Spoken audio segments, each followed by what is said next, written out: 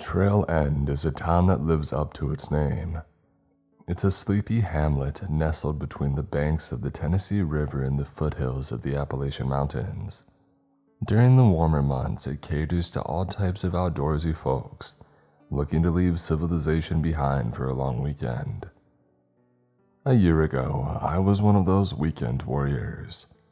I couldn't wait to get lost in the woods for a few days and feel the restorative healing of Mother Nature work its charms on my battered psyche. Back then, my life was in shambles. I had graduated college with massive student loan debt and a few prospects in my chosen field. I applied to every job that fit my degree but couldn't even land an interview.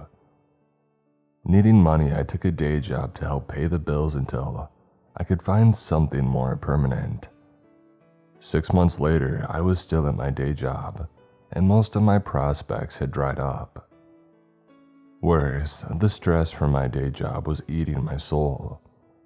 I loved my coworkers, but management, as usual, was the worst.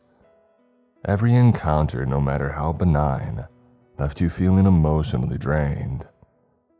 The daily onslaught of being micromanaged into the ground was enough to make you want to jump out of the building.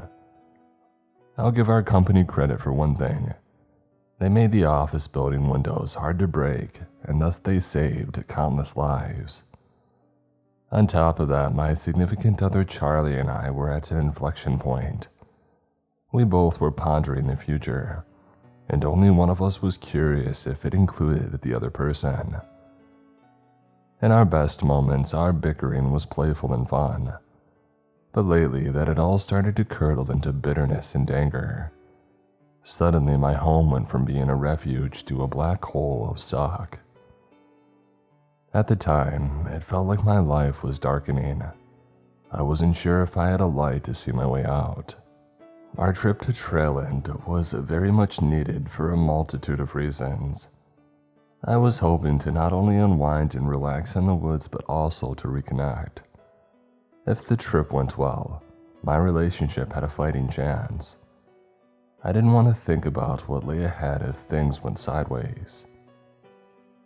We drove up together in my old beater. Now, I love my car, whom I lovingly refer to as Deep Blue for reasons lost to me, but my better half was not a fan. In fact, they were confident that Deep Blue couldn't handle the drive. I wouldn't hear it. Was Deep Blue ugly? Well, yes she was. Did she have over 200,000 miles on it? Of course she did. Was she loud and had a constant check engine light glowing? All classic cars do. But I believed in her. Despite my initial confidence, I was worried Deep Blue might not have the oomph needed to push ahead as the roads inclined. Thank God for small miracles, though. The old girl pulled through. Our cabin was in the middle of nowhere and looked like it was built during Abraham Lincoln's lifetime, but it was better than a tent. The interiors of the place were a touch better, but not by much. The perk of the place was a big river rock fireplace and a surprisingly comfortable king-sized bed. The condition of the cabin was a secondary concern for the trip. The real beauty was the view.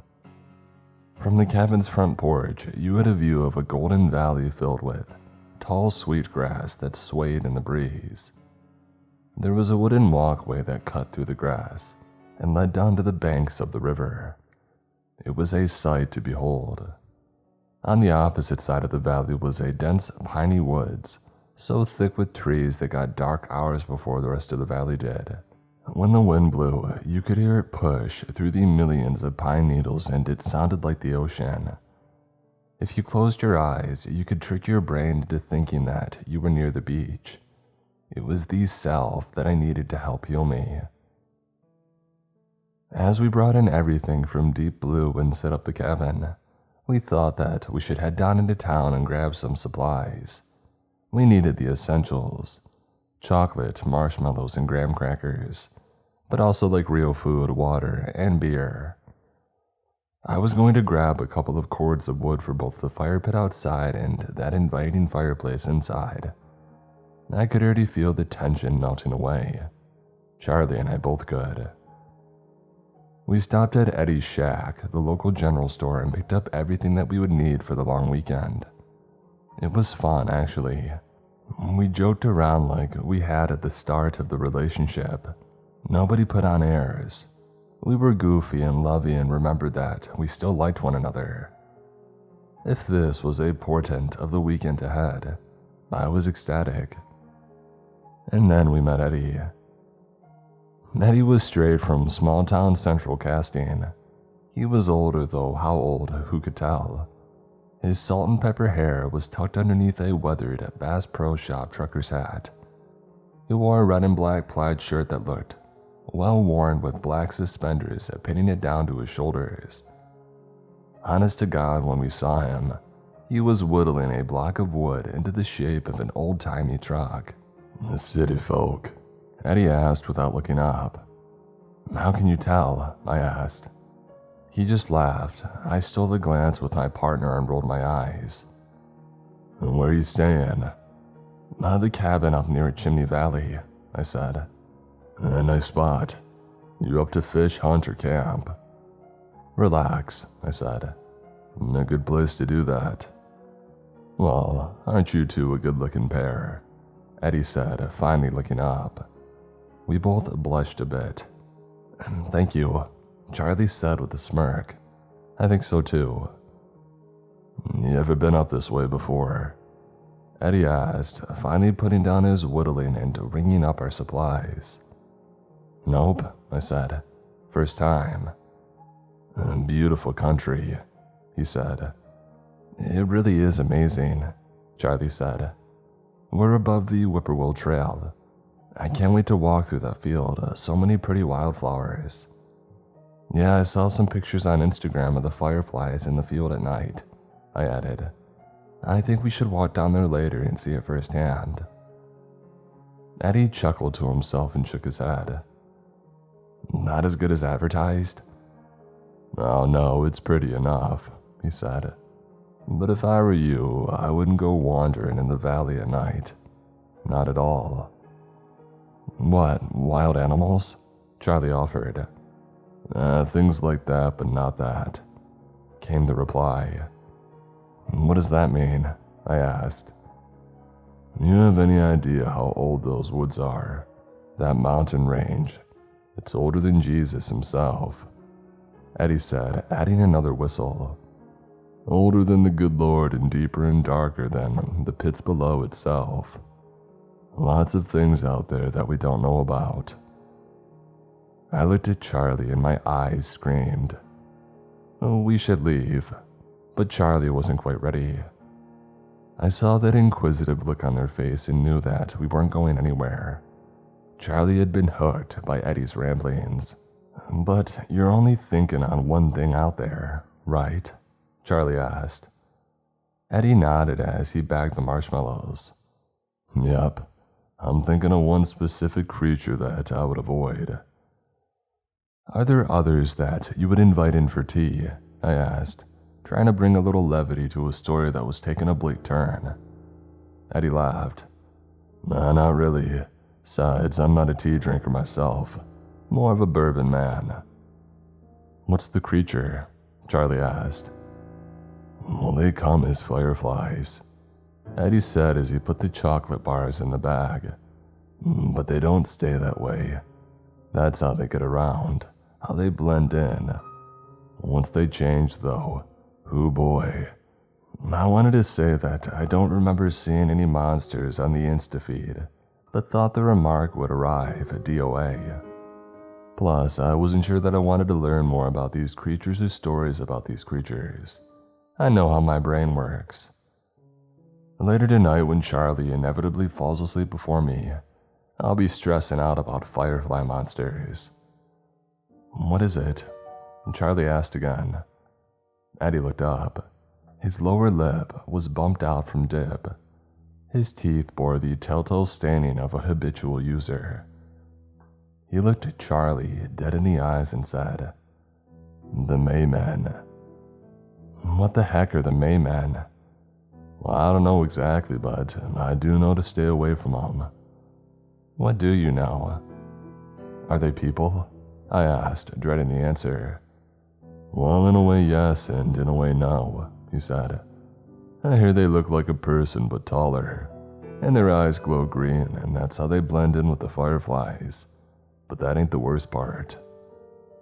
We waited with bated breath, but Eddie just handed over our bags and said, That'll be $22.35. I reached for my wallet, but Charlie knocked my arm down. Eddie, what's the worst part? Oh, he said, they got long blades for arms, and once they spot you, he trailed off. Do they follow? Oh yes, Eddie said, spitting into a little styrofoam cup. Need to get near a fire to keep them at bay, or so I'm told. Again, I ain't ever seen one for myself. Well, I wouldn't want to either, I said, handing over some cash to Eddie. If you got a fireplace in your cabin, he said, handing me my change. I'd keep a fire burning just in case. They can't use doors, but they can come down chimneys. Maybe I'll take another cord of wood then, I said, handing over a $5. You have a good one now, okay? Enjoy Mother Nature. She's a beautiful woman. We hustled out of the store and let Eddie return to his whittling. We stayed quiet for the first 10 minutes in Deep Blue, but I knew that it wouldn't last. Charlie was busting at the seams. The heck was that back there? Charlie finally blurted out. Oh man, I have no clue. The Maymen. They come as fireflies, I said, doing my best to mimic Eddie's voice. The review of my attempt was sudden. Charlie blanched and gave me a thumbs down. Yeah, that was rough. Hey, it's a work in progress, I countered. You think there is anything? No, I said before Charlie finished speaking.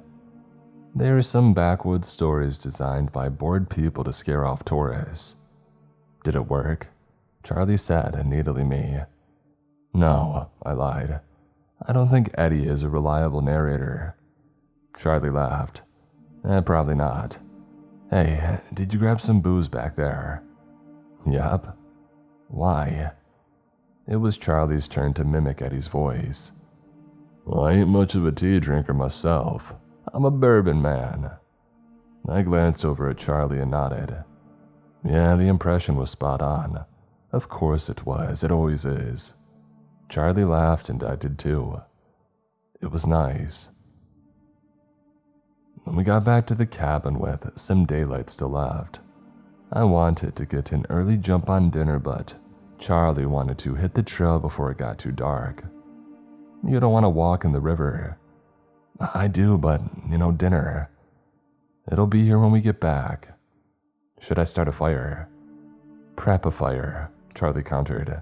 And let's hope the Maymen leave your perfectly balanced wood alone. Oh, so funny, I said and went about setting up the fire in the fireplace.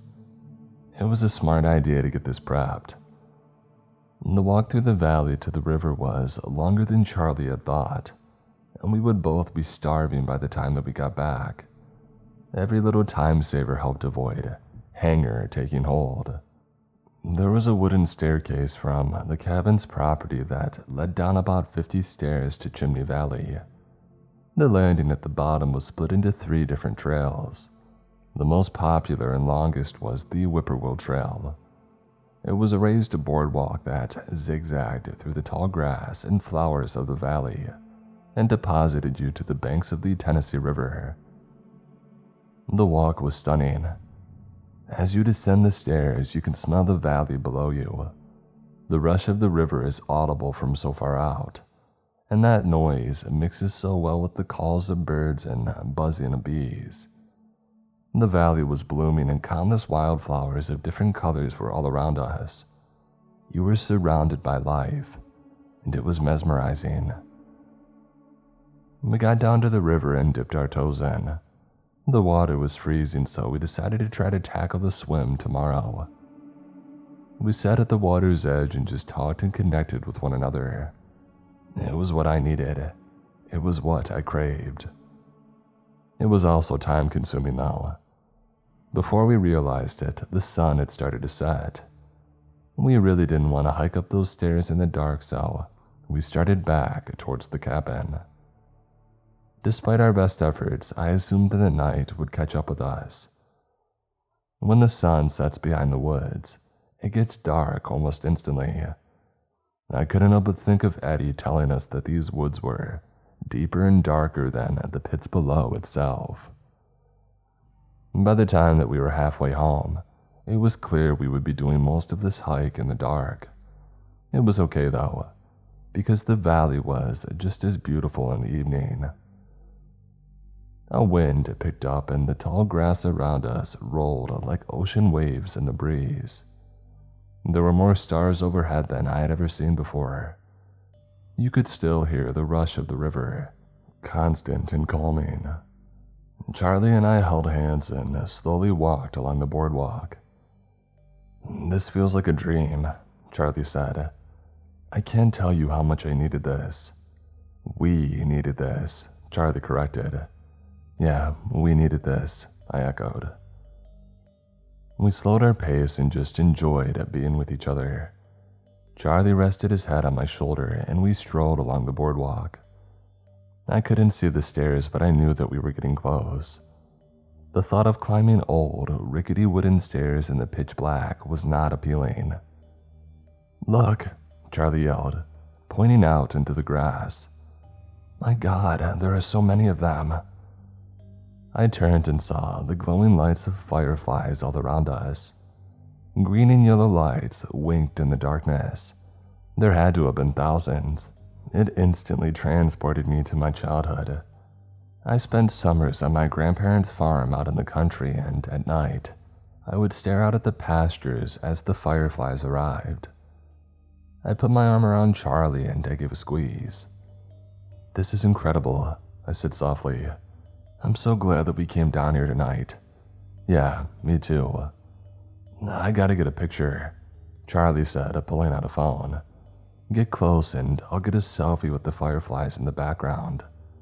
"Oh, for the gram," I said sarcastically. Charlie ignored me and held up the phone and snapped a photo.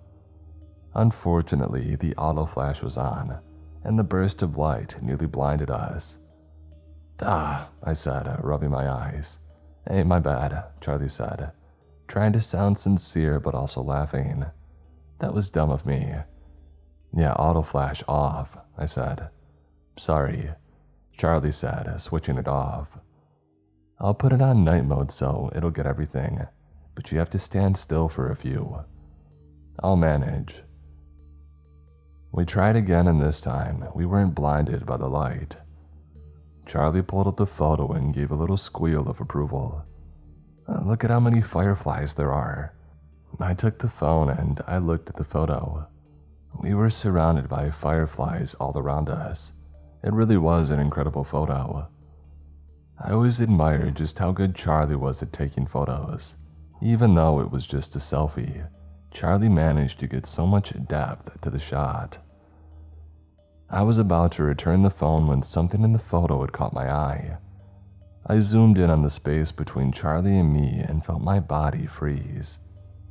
There were two fireflies between us in the shot, or I thought they were fireflies. On closer inspection, they were eyes. Somebody was standing on the boardwalk behind us. I didn't want to say it out loud, but I needed to tell Charlie. I pulled up the memo pad and started typing. Charlie was confused. "Hey, I was going to post this on Insta," Charlie said. I held up the screen. All I wrote was, "Somebody's behind us." In the faint glow of the phone, I saw Charlie's face go from bliss to horrified. Charlie took the phone from me and typed, "Are you sure?" I pulled up the photo and handed the phone over. Charlie looked at the photo and his jaw dropped. The phone started shaking. I grabbed Charlie's hands and held them. I tried my best to calm us both down, I leaned in close and whispered, "On 3, we run." "Okay," Charlie said, their voice shaking. "Is that a Mayman?" "I don't want to stick around to find out. You ready?" Charlie nodded and pocketed the phone. "Don't look back, just run for the stairs, okay? 1, 2, 3. We both took off like a rocket. At first, all I heard was our footsteps slapping against the boardwalk, and I wondered if my mind was playing tricks on me. But then I heard the high-pitched scream bellow from behind us. I felt it climb up my spine and lodge in my brain. I've never run so fast in my life. "What the heck is that?" Charlie screamed. "Just run." Charlie got to the stairs first and started taking them two at a time. I was worried that the weather-beaten stairs might break from us running up them, but it was a secondary concern at this point. From behind us, the creature was gaining speed. Its footsteps were violent when they hit the boardwalk. Worse, something was clearly digging into the wood with each step that the monster took. Something sharp, like a knife. I suddenly remembered Eddie mentioning blade arms. "Keep going." I could feel the entire staircase shaking as we dashed up it. If these steps gave out, we'd be done. The only other way out of the valley was the river, and that way was blocked now.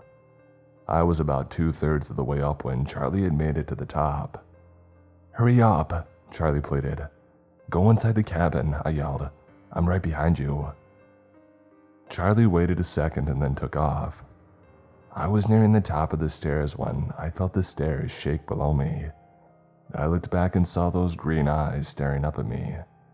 The Maymen screamed again, and I put my hands over my ears to muffle the noise. It was like it was piercing my brain. The moon came up from behind a cloud, and in a fleeting second, I saw the light reflect off the arms of the creature. Eddie hadn't been mistaken. The creature had blades for arms. I watched as they dug into the wooden stairs and helped the Mayman launch up 4 stairs at once. It was time to move. I hurried up the last few steps and reached the top in a flash. Charlie was standing in the cabin's doorway pleading for me to hurry. I could hear the Mayman launching up more stairs and knew that we had limited time. I ran over to Charlie, who was frantic at this point. I slammed the door behind us and locked it. I glanced around the room and saw the big bed. That would block anyone from opening the door. "The bed," I said, and Charlie knew exactly what I had planned. We dragged the big thing in front of the door and pressed against it. We were bracing for the Maymen to crash into the cabin. "What the heck is happening?" Charlie asked. "I don't know, but we're safe inside." "Are we?" "I have to believe that," I admitted. When the Maymen reached the top of the stairs, it bellowed again. We both covered our ears. The scream echoed across the valley. I had a hard time believing that everyone in Trailend didn't hear it. We waited for the creature to start battering the door, but nothing happened. I glanced up from behind the bed and looked through the windows to see if I could spot the creature, but I didn't see anything. I knew that it was out there, but where was it? Suddenly I heard something, a thump on the roof. It had launched itself up there, but why? Why not take the... And then I remembered what Eddie had said about chimneys. "It's going to come down the chimney," I said out loud to myself. "Fire," Charlie said. "I need a lighter, give me a lighter." Charlie fished his pockets for a few seconds and pulled out an old Zippo. I snagged it and made my way to the fireplace. Above me, I heard the Mayman struggle to find its footing on the slanted roof, but it was clear where they were heading. When I got to the fireplace, I remembered that I had set up a fire already.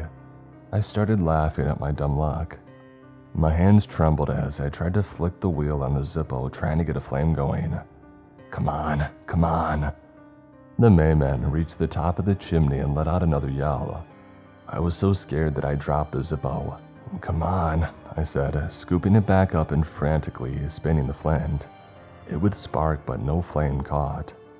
"Come on, light already, you piece of crap."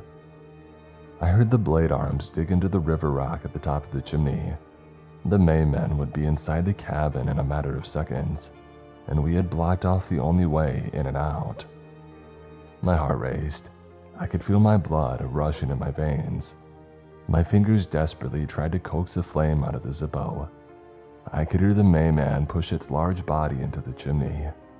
I would be face to face with it in an instant. "Come on," Charlie yelled. "I'm trying." I could hear the blades dig into the rock and the massive body inch forward. The Mayman screamed again, and I could feel the sound waves blast my hair back. A trickle of blood came out of my left ear, but I ignored it. I pressed down hard on the wheel and spun it so hard that it left the gear-like indentation in my thumb. But it worked. The spark finally caught. I had a flame. Just as I saw the tip of the blade reach the fireplace opening, I dropped the Zippo into the instant start hay, kindling and watching the fire ignite. The Maymen screamed again, but this wasn't the same as before. It was in pain. The blade retreated, and I heard the body start to shuffle up the chimney to escape the glowing fire. I heard it reach the top of the chimney again and scream. It dug its blade arms into the roof and launched itself into the darkness of the woods. As quickly as it had arrived, it was gone. I laid back on the ground and started laughing. I didn't know what else to do. Charlie crawled over to me and we laid in each other's arms. We didn't say a word for the longest time. We just embraced, and I knew then that I loved Charlie. "I think this is what they mean by the restorative healing of Mother Nature," I asked. Charlie started cracking up. I joined in. We laid there for a few minutes more, laughing and coming down from the adrenaline spike. This was not the relaxing trip that I had hoped for. Eventually, as expected, Charlie fell asleep first. I stayed up the rest of the night, feeding the fire and ensuring the light never went out. Sometime around dawn, I dozed off for a spell, but the sunlight streaming through the windows woke me up. Charlie woke up and stretched out. "We okay?" "Right as rain," I said with an exhausted sigh. "We're leaving, right?" "Heck yes," I said. We pushed the bed back in place and packed our bags up. I lit one of the last logs like a torch and I opened the door. I didn't think the Mayman was there, but I didn't want to be caught off guard either. I felt dumb holding it, but I didn't care. "I can drive first," Charlie offered, and I instantly agreed. I needed to get some real sleep. I could feel the weariness in my bones that I'd be out in 5 seconds into the drive. Charlie loaded up the last of the bags and slammed Deep Blue's hatchback door closed. "Think this girl will make it home?" "I never doubt Deep Blue." "You're the only one," Charlie said with a wink as we entered the car. I walked over to the outdoor fire pit to put down my torch when I heard something shuffling at the edge of the woods. I gripped the log tight in my hands. I assumed that these creatures only moved around at night, but I had no idea if that was true. "Start the car," I yelled over my shoulder. I could hear Charlie turning the key in the engine struggling to catch. Another turn and the engine sputtered, but it did not start. A third time with the same result. Charlie leaned out the window. Could anything else go wrong? And that's when we heard the Mayman scream. It burst out from the woods in front of me. It arsed in the sky, heading right towards me. Time slowed down as the monster descended on me. I heard Charlie yell. I heard the car struggle to start again. I saw the sun reflect off the blade arms that were a mere feet away from my body, and I saw my reflection in those firefly eyes. I also remembered that I was holding a torch. As soon as the Mayman was a foot from me, I slammed the torch into its face. The creature screamed and went up like it was soaked in gasoline. It crashed into me, but I kicked it off and scrambled to my feet. I dashed to the car and slid inside. "Go, go, go." Charlie cranked the key. Nothing. Cranked again. Nothing. Cranked a third time. Nothing. "I hate you, Deep Blue." I looked in the rearview and saw the Mayman, fully engulfed in flames, steady themselves and try to stand back up. I patted Deep Blue on the dash and whispered, "Come on, girl, for me." Charlie cranked the key again and the engine caught. It roared to life. In a second, Charlie shifted into drive and floored the pedal, and we fishtailed on the dirt road, but the tires caught and we flew down the mountain. "You're getting a new car," Charlie said. "Deep Blue's had a good run, but come on." "Yeah, I know," I answered. "I know." We didn't stop driving for 3 hours. We both flipped off the welcome to trail end sign as we drove past. It was safe to say that we would never be coming back. Against the odds, things improved after the trip. I think when you face death, it helps you put things into perspective. Charlie and I had a long talk and decided that we wanted to stay together, and we're still going strong. Work got better too once I learned to leave the BS at the office. I'm still struggling to find my dream job, but this is America. We're all struggling. Last night, after Charlie fell asleep during the movie that we were watching on Netflix, I went out to our balcony and I watched the city below. The noise of the city isn't as comforting as the wind through the pine needles, but it has its charms. I took a sip of my beer and let the noise enrapture me. And then I heard it. A scream. The Maymen scream. I snapped back up and scanned the area, but I didn't see anything. No fireflies, no blade arms, nothing. Maybe I was hearing things, I must have been. I saw it burn. I probably had PTSD from the encounter. Regardless, I went back inside and turned on our propane fireplace. If it came back, I would finish the job. I burned you once, I thought. I'll do it again.